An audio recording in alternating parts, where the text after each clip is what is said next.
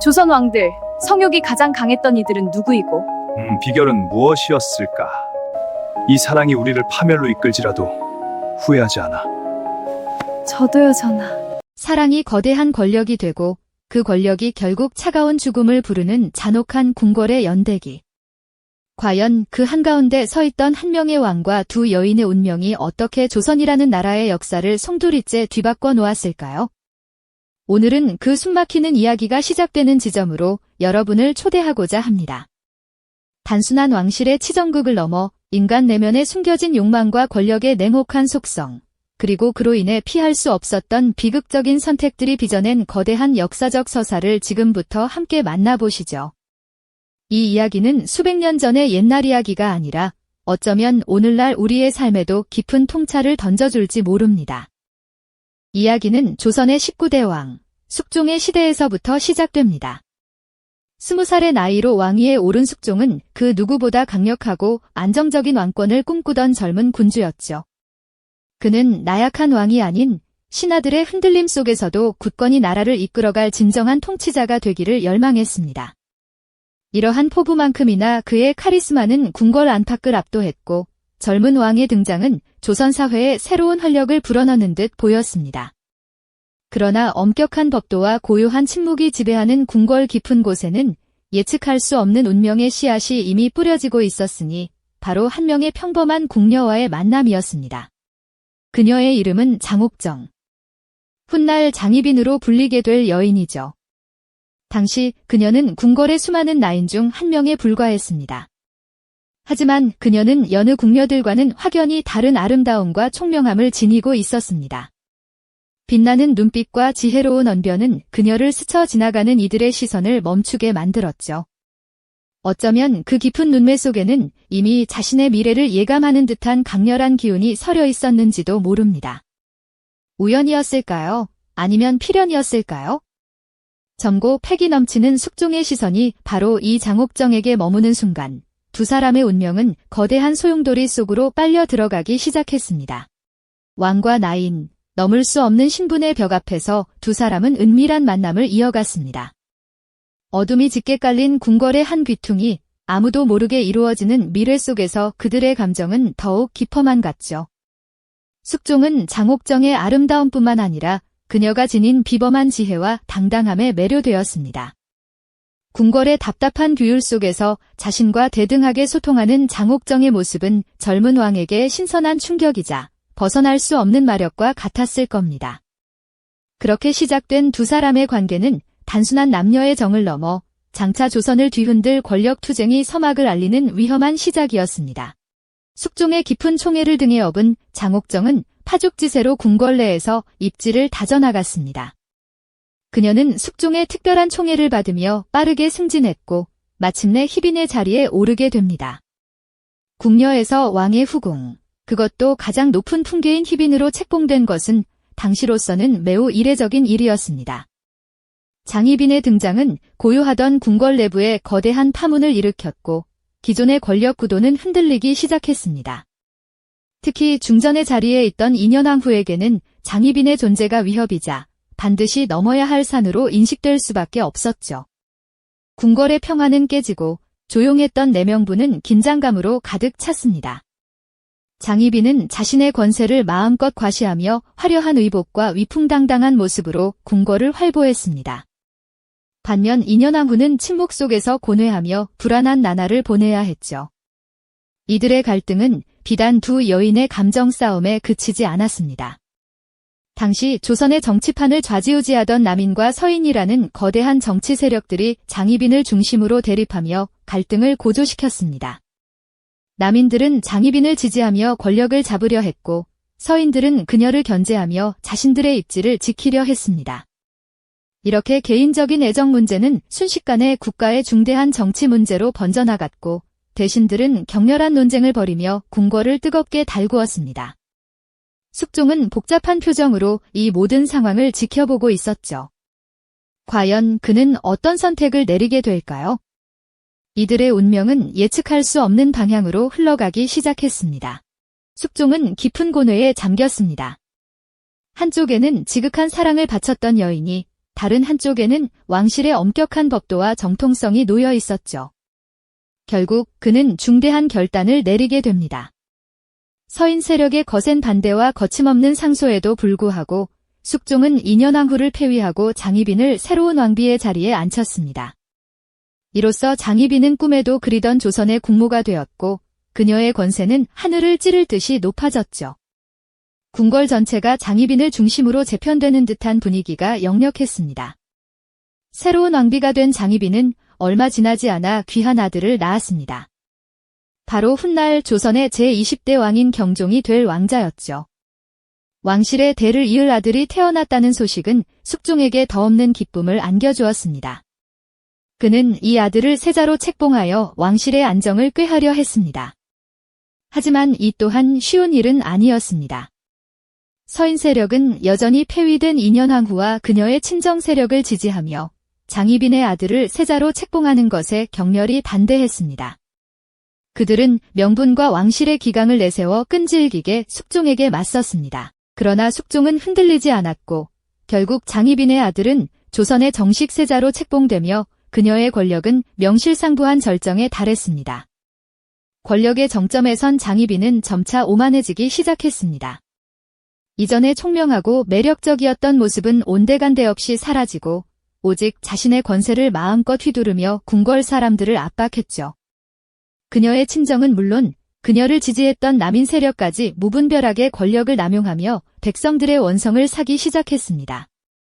궁궐 안팎에서는 그녀의 무도한 행동에 대한 비판과 불만이 터져나왔습니다.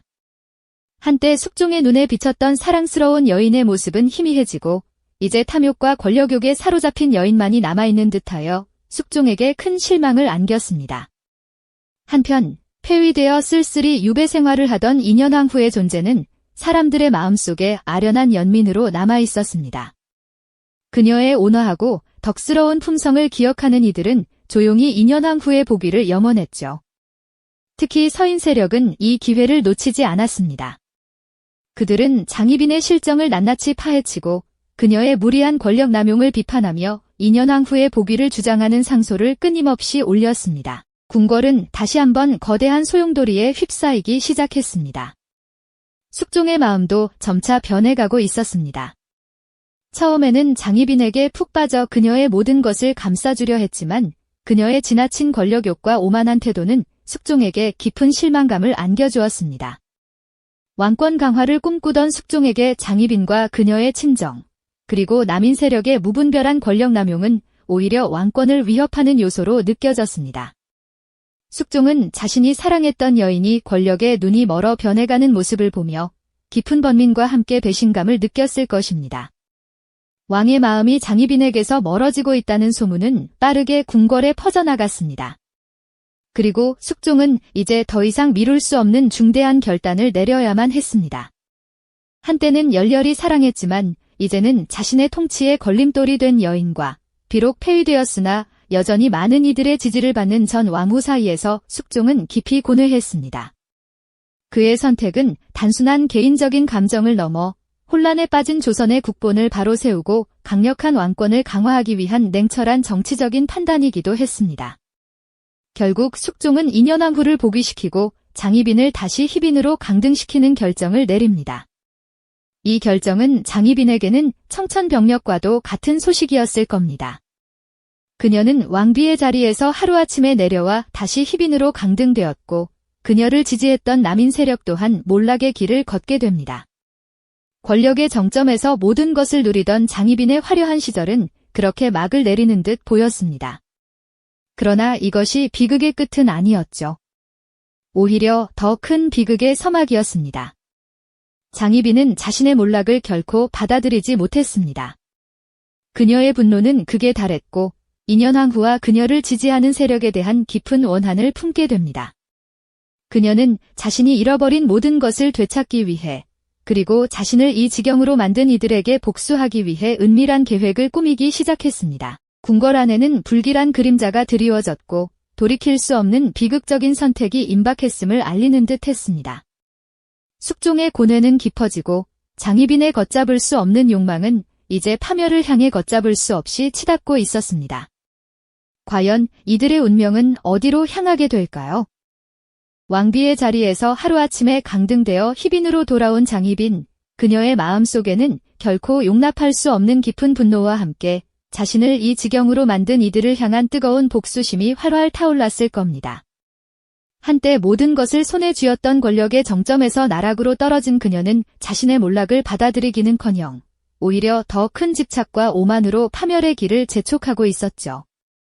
잃어버린 모든 것을 되찾고 싶다는 욕망은 그녀의 눈을 가렸고 비극적인 선택을 향해 걷잡을 수 없이 치달았습니다. 궁궐 깊은 곳에서는 불길한 기운이 감돌기 시작했습니다. 희빈으로 강등된 장희빈은 자신의 뜻대로 되지 않는 현실에 좌절하며 결국 돌이킬 수 없는 어두운 계획에 손을 댔죠. 그녀는 인현왕후를 저주하고 해하려는 주술적인 행위까지 서슴지 않았습니다. 밤마다 은밀히 무당을 불러 굿을 버리고 저주 인형을 만들어 인현왕후의 안녕을 빌기는커녕 오히려 그녀에게 불행이 닥치기를 기도했다고 전해집니다. 이는 단순한 분노를 넘어선 광기 어린 집착의 발현이었죠. 이러한 장희빈의 행동은 궁궐 내부에 빠르게 퍼져나갔고 숙종의 귀에도 들어가게 됩니다.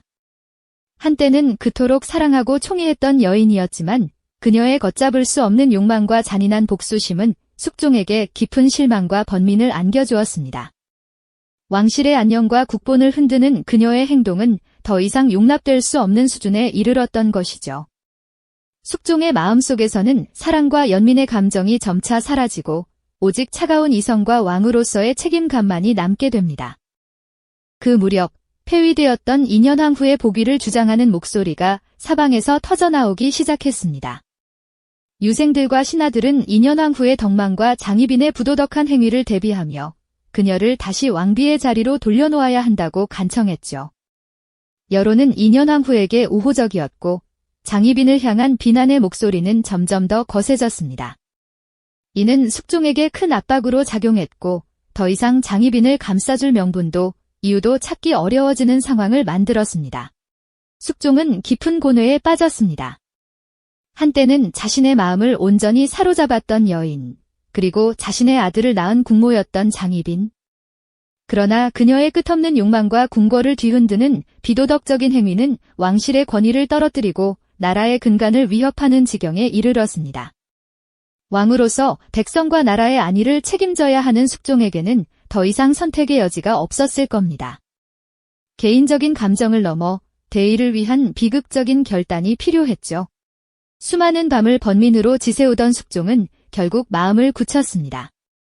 피를 토하는 심정으로 그는 장희빈에게 사약을 내리라는 비극적인 명령을 내리게 됩니다. 이는 한때 열렬히 사랑했던 여인에게 내리는 잔혹한 형벌이자 왕으로서 자신의 과오를 바로잡으려는 고통스러운 결정이었습니다. 사랑이 증오로 변하고 권력이 결국 파멸로 이어진 이 비극적인 결말은 숙종 자신에게도 평생 지울 수 없는 깊은 상처를 남기게 될 것이었죠. 궁궐은 숙종의 고뇌와 장희빈의 운명을 알리는 차가운 침묵 속에 잠겨들었습니다. 숙종의 비극적인 명령이 내려진 그 밤, 차가운 궁궐의 침묵은 더욱 깊어졌습니다. 사랑했던 여인이자 아들의 어머니에게 사약을 내린다는 것은 한 인간으로서 감당하기 힘든 고통이었을 테죠. 그러나 왕으로서 나라의 근간을 바로잡고 흔들리는 왕권을 굳건히 해야 한다는 대의 명분 아래 숙종은 돌이킬 수 없는 결단을 내릴 수밖에 없었습니다. 다음 날 새벽녘, 궁궐은 장희빈의 마지막을 알리는 싸늘한 기운으로 가득 찼습니다. 마침내 장희빈에게 사약이 내려지는 비극적인 순간이 찾아왔습니다. 한때 숙종의 지극한 사랑을 받으며 권력의 정점에 섰던 그녀는 이제 싸늘한 독배 앞에서 자신의 모든 것을 내려놓아야 했죠. 오만과 욕망으로 얼룩졌던 삶의 마지막 순간, 과연 그녀는 어떤 마음이었을까요? 왕의 총애를 받던 아름다운 나인 장옥정에서 조선 역사상 가장 파란만장한 삶을 살았던 희빈이자 왕비, 그리고 다시 폐위되어 죽음을 맞이하는 한 여인의 운명이 교차하는 지점이었습니다. 끓어오르는 분노와 억울함, 혹은 돌이킬 수 없는 선택에 대한 후회, 아니면 체념과 허무함이 그녀의 얼굴에 스쳐 지나갔을지도 모릅니다. 이 장면은 단순한 한 여인의 죽음이 아니었습니다. 사랑이 권력으로 변질되고 그 권력이 다시 비극적인 파멸로 치닫는 인간 욕망의 잔혹한 속성을 적나라하게 보여주는 역사의 한 페이지였죠. 장희빈의 죽음은 궁궐에 또 다른 피바람을 몰고 왔습니다. 그녀를 등에 업고 권세를 누리던 남인 세력은 뿌리째 흔들렸고 많은 이들이 연루되어 숙청당하는 비극을 겪어야 했죠.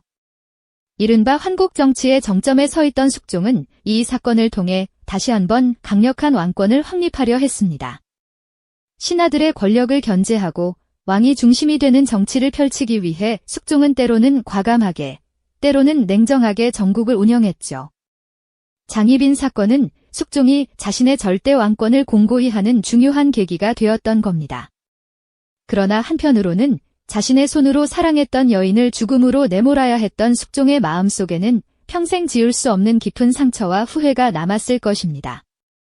절대적인 사랑이 증오로 또 비극적인 결말로 이어진 이 사건은 숙종에게도 결코 잊을 수 없는 아픔으로 기억되었겠죠.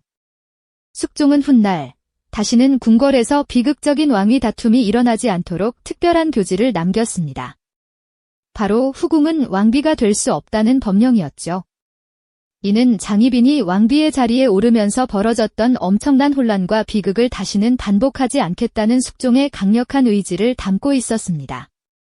이처럼 장희빈의 이야기는 단순히 한 왕과 두 여인의 치정극을 넘어 조선 후기 왕실의 권력 구조와 정치 흐름에 지대한 영향을 미쳤습니다. 인간의 욕망이 어디까지 치달을 수 있는지, 그리고 권력이 얼마나 잔혹한 결과를 초래할 수 있는지를 생생하게 보여준 역사적 사건으로 남게 된 것이죠. 수백 년의 시간이 흐른 지금도 숙종과 장희빈, 인현왕 후의 이야기는 우리에게 많은 것을 생각하게 합니다. 사랑과 권력, 욕망과 비극이라는 보편적인 인간의 감정과 속성이 얽혀 만들어낸 거대한 서사는 시대를 초월하여 깊은 통찰을 제공하니까요. 역사는 단순한 과거의 기록이 아니라 현재를 비추는 거울이라는 말이 있죠. 이들의 이야기는 끊임없이 반복되는 인간 본연의 복잡한 감정들과 정치적 현실이 어떻게 얽히고 설켜 개인의 운명을 넘어 한 나라의 역사를 뒤흔들 수 있는지를 여실히 보여줍니다. 과연 우리는 숙종과 장희빈의 비극적인 사랑과 권력 투쟁 속에서 어떤 교훈을 얻어 오늘을 살아가야 할까요? 그 질문에 대한 답은 아마도 우리 각자의 마음에 있을 겁니다. 이 영상이 도움이 되셨다면 좋아요와 구독 부탁드립니다. 여러분의 응원이 제게 큰 힘이 됩니다. 다음 영상에서도 더 유용한 정보를 공유하겠습니다. 감사합니다.